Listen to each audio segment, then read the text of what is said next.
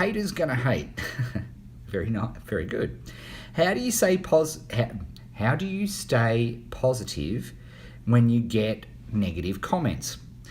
Okay, it's a great question. This is a huge question because it is something that people struggle with, because when you put your head above the parapet, whenever you become any form of public figure or express an opinion online, you're going to attract haters. It's just completely natural. Okay, so that is just a classic part of that. So, first thing you have to understand is any public figure has people who don't agree with what they say. And if you think about it, this is actually crucial to our species survival. Think about this, if any one person was loved by 100% of people, they would be the most dangerous person the planet has ever seen. Because, absolute power corrupts absolutely? Well, that person would have absolute power, right? Because they have that. We're actually designed as a species to have dissenting opinions. It keeps us alive. So, even Mother Teresa had haters. The Bangladeshi authorities hated what she did. The British government, not big fans. The people who looked after her in various hospitals did not like her. She was cantankerous. But, that's just life. You can't please everybody. If you ask people, do you like the look of this design? Do you like a look of this logo?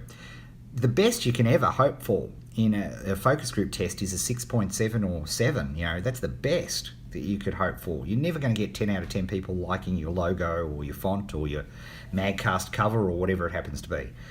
Just the nature of it, right? Just how it is. And that's cool. That's what it's like. Having said all of that, I still am not happy when I get a negative comment. I don't like it. It does affect me. Now, I'm better at it now, so I only want to find their house and take a baseball bat to them for a few minutes, but it still does, I'm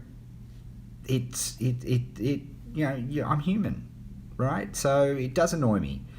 I know now not to feed trolls and not to engage, because their nasty comments say more about them than it does me.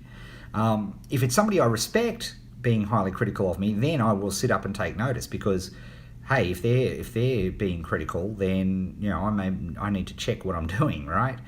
But Mr. Anonymous, angry person 737, I'm not going to lose sleep over what they have to say. But I've got to tell you, when you're first online, and I often see this with clients, they say, oh no, we're getting inundated with, people don't like what we're doing, blah, blah, blah, blah, blah. I said, really? Is that the case? I said, how many people? And they said, oh, lots. Really? How many specifically? Are we talking, hundreds, 200? Oh, no, 4? 4. How many of these things have you sold? Oh, 800? So 4 people out of 800 have complained. But let me tell you, those complaints, they stand out huge in your week. So they dominate. So you've got to get perspective about these things as well.